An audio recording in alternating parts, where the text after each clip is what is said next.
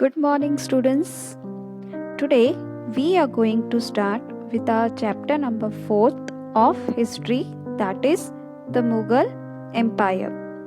In the previous lesson, we have studied about the Delhi Sultans and we came to know how the Mughal dynasty was going to be started.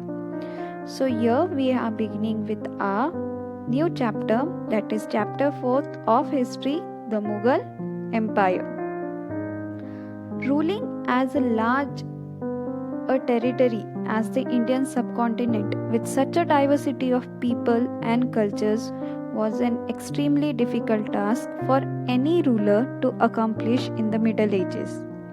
Quite in contrast to their predecessors, the Mughals created an empire and accomplished with what had to hitherto seemed possible for only a short period of time.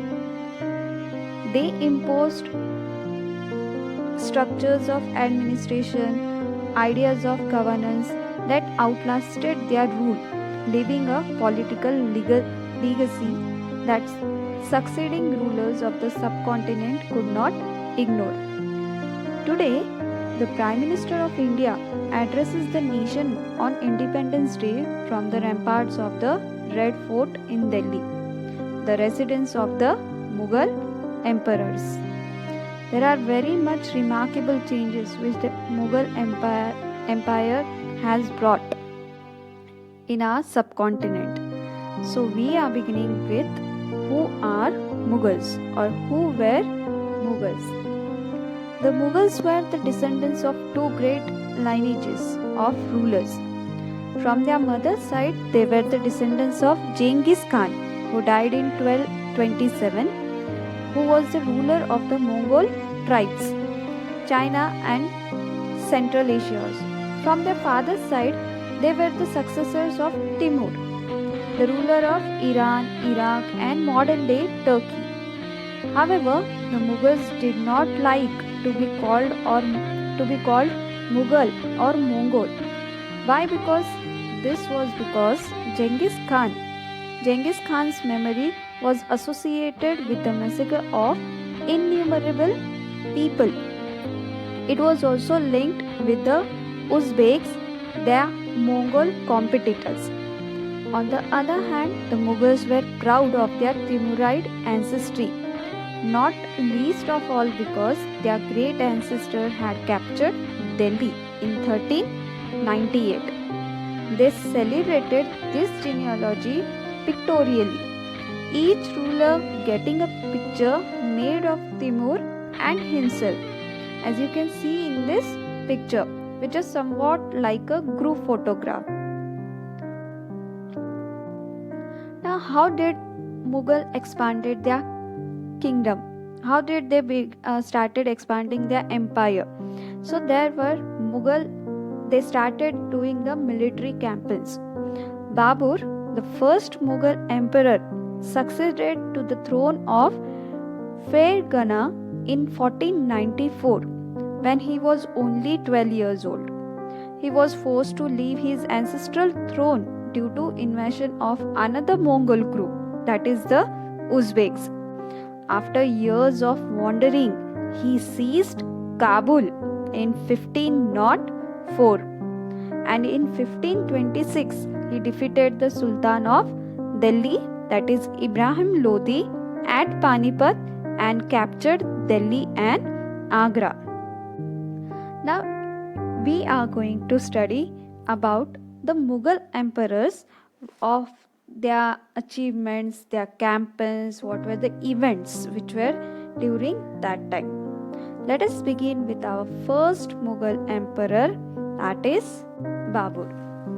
In 1526, the Mughal Empire was founded by Babur.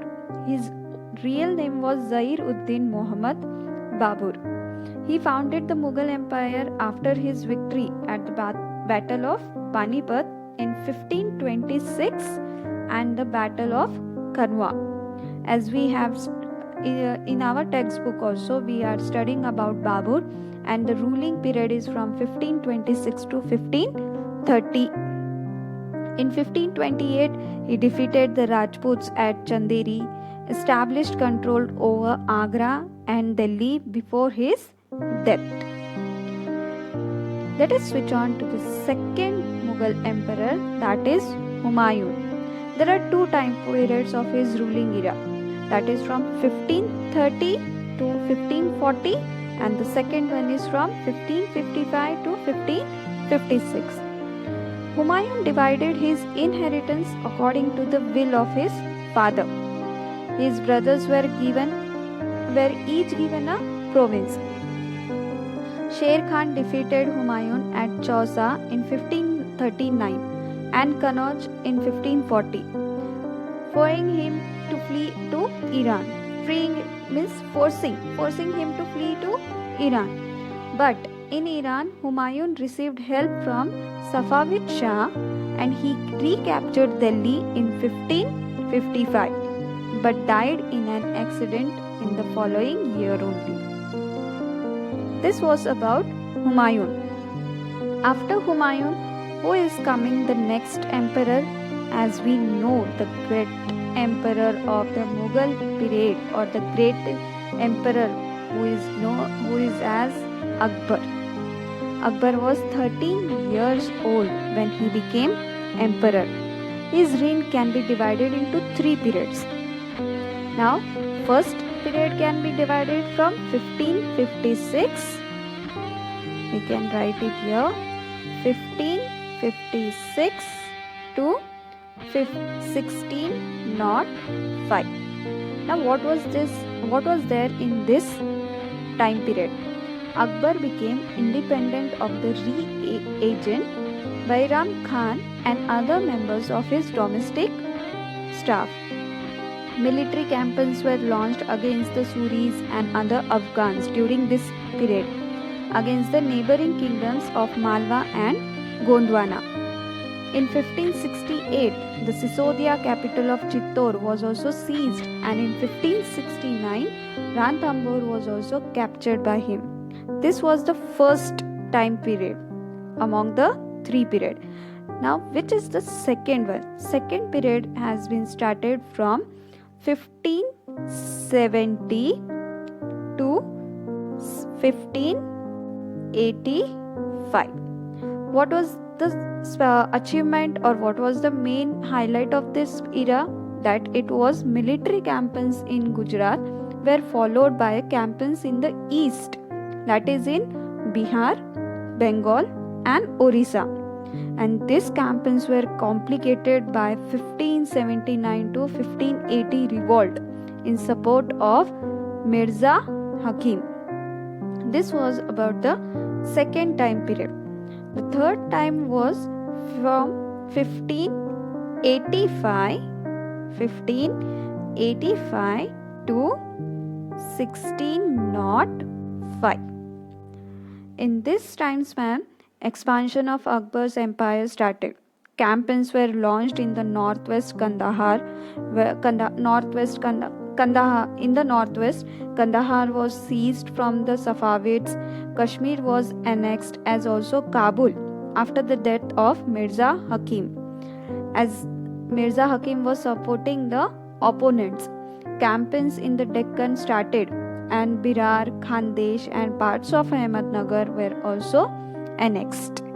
This was about our great emperor Akbar. The next emperor after Akbar was Jahangir. His era was from 1605 to 1627. From 1605 to 1627. Military campaigns started by Akbar continued in his era also. The Sisodia ruler of Mewar, Amar Singh, accepted Mughal service. He came under his control. Less successful campaigns against the Sikhs, the Homs and Ahmednagar followed in his era. This was about Jahangir, and Jahangir was married to Shah Begum, a princess from Amber, who killed herself in 1605 out of shame at the rebellion of her son, that is Prince Khusrau. This was about Jahangir. Let us see who is there after Jahangir. Here comes the emperor who made the Taj Mahal. As we everyone know that who has made Taj Mahal. Taj Mahal is made by Shah Jahan. Now he ruled from 1627. He ruled from 1627 to 1658. This was his time period. Mughal campaigns continued in the Deccan under Shah Jahan. The Afghan noble Khan Jahan Lodi rebelled and was defeated. Campaigns were launched against Ahmednagar.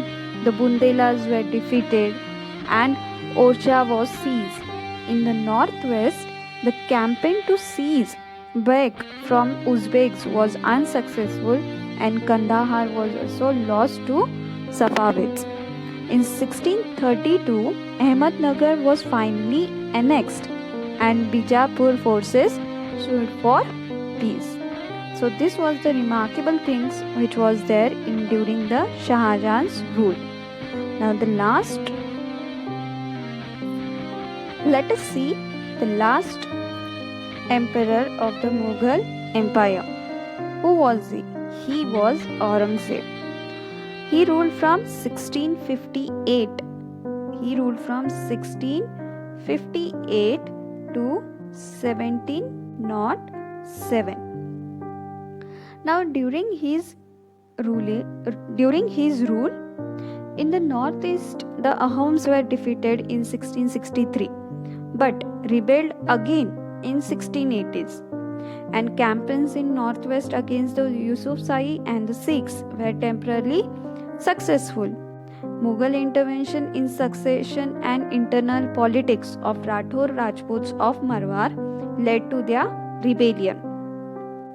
But this was not only the end. There were many other campaigns which were going all over the India for expansion. After Akbar's rebellion, Aurangzeb sent armies against the Deccan. Prince Akbar rebelled against Aurangzeb and received support from the Marathas, that is, and from the Deccan Sultanate. He finally fled to Safavid Iram. After Akbar's rebellion, Aurangzeb sent armies against the Deccan Sultanates. Bijapur was annexed in 1685 and Golconda in 1687. Aurangzeb also had to face the rebellion in North India of Sikhs, Jats and Satnamis, in the northeast of the Ahoms and in the Deccan of the Marathas. His death was followed by a succession conflict against his son. There was a fight going on for the throne among his son only for who is going to sit on the throne. So this were about the rulers. But one thing was common in all the rulers, that there was a fight between the sons of the emperors for sitting on the throne.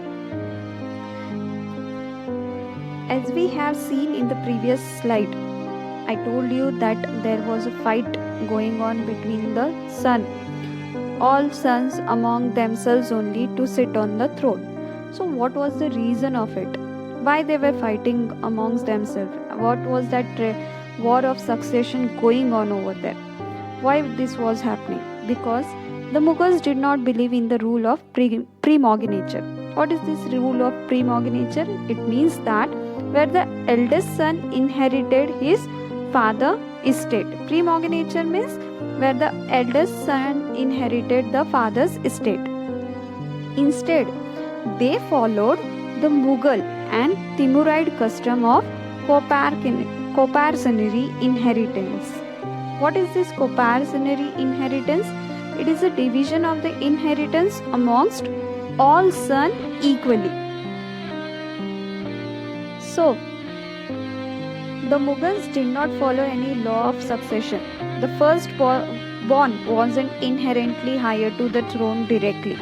Consequently, there was each time a ruler died, a war of succession between the brothers for the throne started, and this weakened the Mughal Empire after the death of Aurangzeb, and therefore this was the time period when the Mughal Empire started collapsing.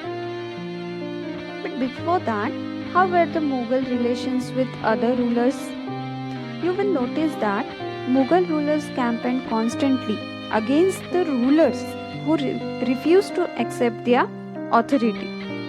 But as the Mughals became powerful, many other rulers also joined them voluntarily. The Rajputs are a good examples of this. Many of them married their daughters into Mughal families and received high positions, but many resisted as well. One of the Sisodia Rajput ruler, Sisodia Rajput, he refused to accept the Mughal authority for a long time. Once defeated, however, they were honorably treated by the Mughals, given their lands, that is Watan. Previously, lands were called as Watan, back as assignments, that is Watan Jagir. The careful balance between defeating but not humiliating their opponents enabled the Mughals to expand their influence over many kings and chieftains. Even though the Sisodia Rajputs were defeated, then also the Mughals did not humiliate them. But it was very difficult to keep this balance all the time.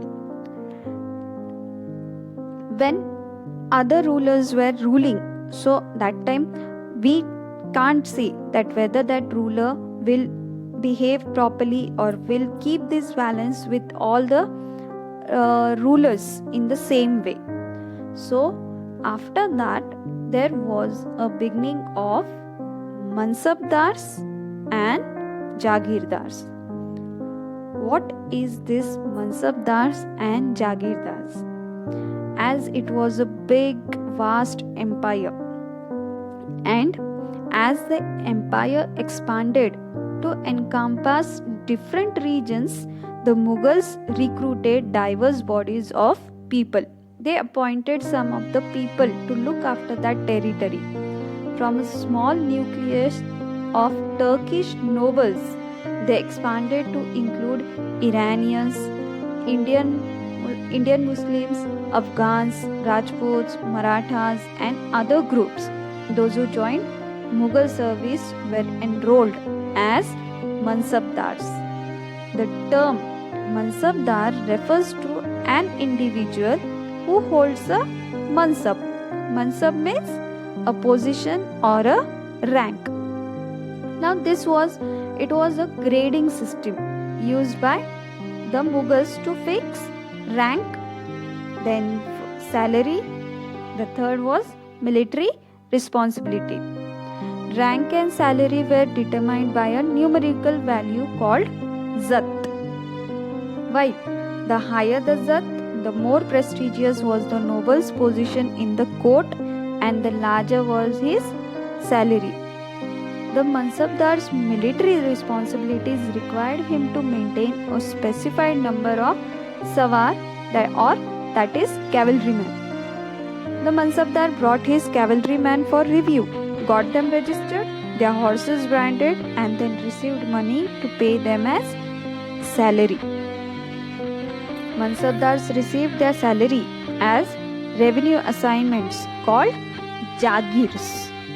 Jagirs, what was Jagirs? Jagirs which were somewhat like Iktas. Iktas, we have studied about Iktas in the previous chapters. But unlike Muktis, most Mansabdars did not actually reside in or administer their Jagirs. They used to not live in that Jagir. They only had the rights to collect the revenue which was given to them by their servants, while the other Mansabdars themselves served in some other part of the country. In Akbar's reign, these jagirs were carefully assessed so that the revenues were roughly equal to the salary of the Mansabdar. By Aurangzeb's reign, this was no longer the case, and the actual revenue collected was often less than the granted sum. There was also a huge increase in the number of Mansabdars, which meant a long wait before they received a Jagir. This and other factors created a shortage in number of Jagirs, and as a result, many Jagirdars tried to extract as much as revenue possible while they had their Jagir. And because of this, Aurangzeb was unable to control these developments in the last year of his reign, and therefore the peasantry had suffered a great damage. It has suffered tremendously. This was about Mansabdars.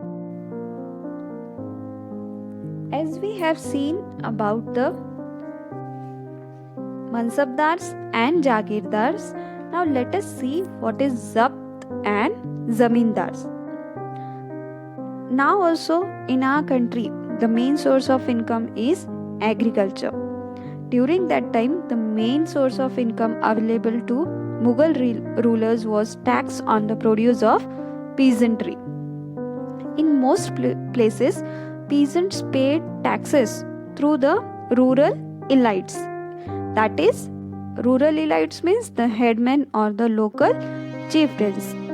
The Mughals used one term, that is Zamindars. Zamindars means where they were local headmen of villages or powerful chieftains. They were called as Zamindars.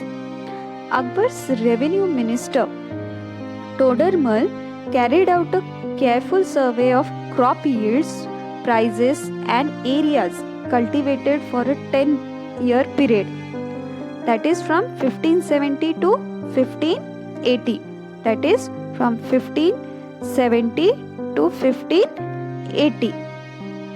What on the basis of this data, the tax was fixed on each crop in cash. Each province was divided into revenue circle with its own schedule of revenue rates for individual crops, and this revenue system was known as Zabt.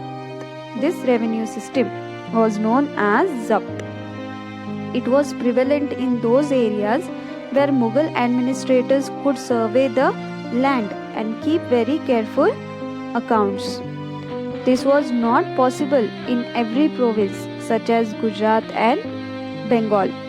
In some areas, the Zamindars exercised a great deal of power, and the exploitation of Mughal administrators could drive them to rebellion. So because of this, sometimes the Zamindars and peasants of the same caste allied in rebelling against the Mughal authority, and therefore this peasants' revolt challenged the stability of the Mughal Empire from the end of the 17th century. This was about Zabt and Zamindars.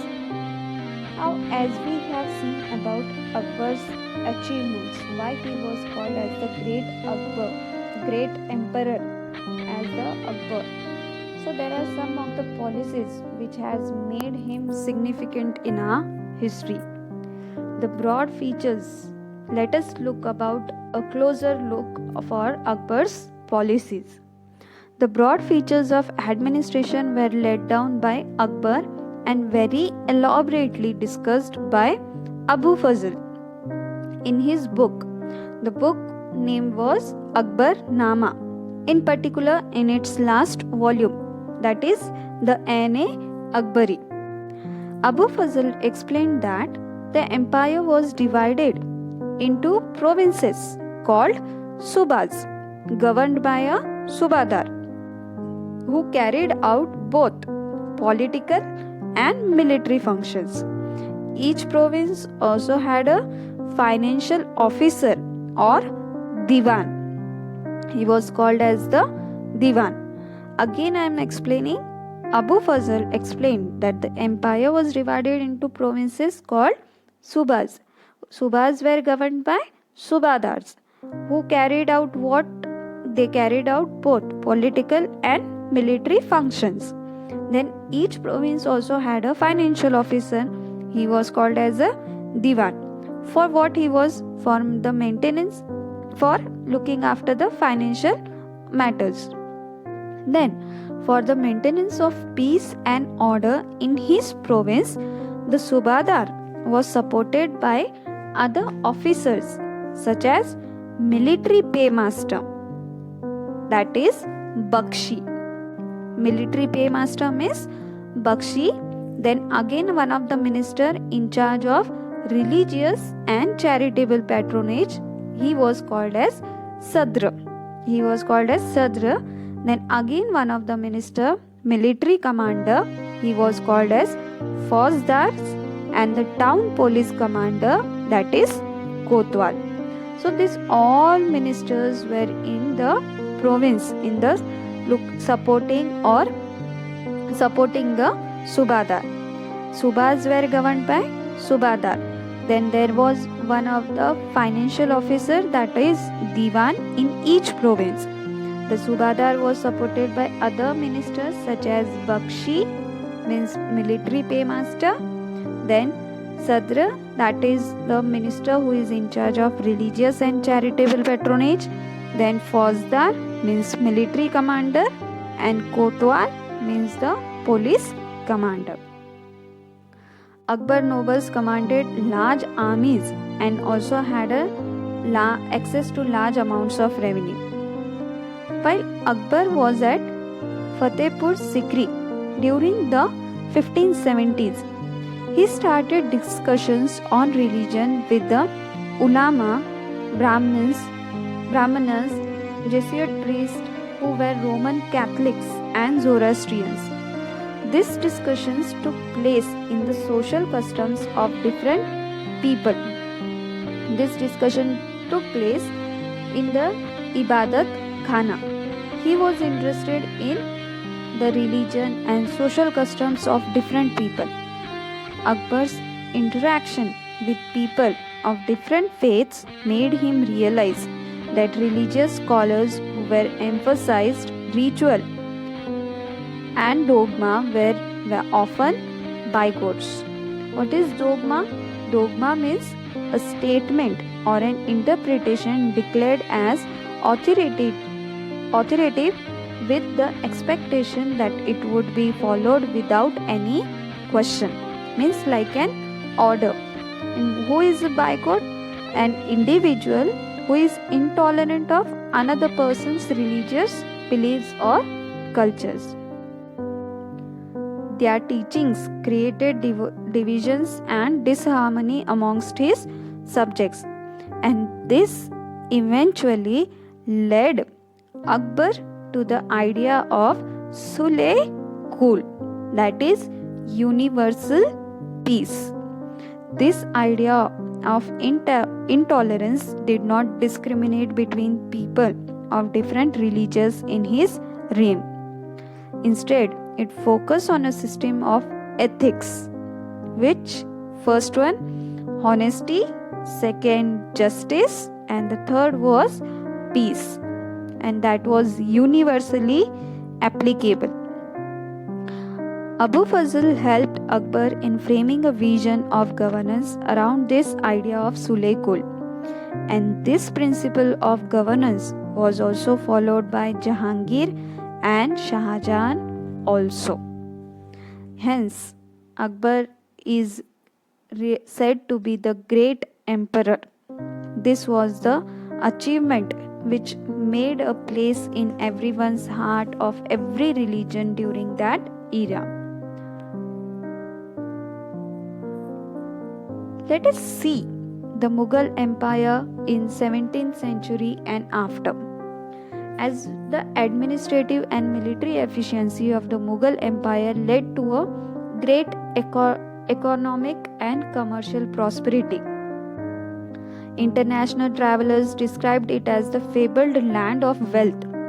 But these same visitors were also appalled at the state of poverty that existed side by side with the greatest opulence. The inequalities were glaring. The small number, that is a mere of 5.6% of the total number of mansabdars, received 61.5% of the total estimated revenue of the empire as salaries. The Mughal emperors and their mansabdars spent a great deal of their income on salaries and goods, and this expenditure benefited the artisans and peasantry who supplied them with goods and produce. But the scale of revenue collection left very little for investment in the hands of the primary producers, such as peasant and artisan. The enormous wealth and resources commanded by Mughal elite made them an extremely powerful group of people in the late 17th century. As the authority of the Mughal emperor slowly declined, his servants emerged as powerful centers of power in the regions. They constituted new dynasties and held command in provinces like Hyderabad and Awadh. Although they continued to recognize the Mughal emperor in Delhi as their master, but by the 18th century, the provinces of the empire had consolidated their independent political identities.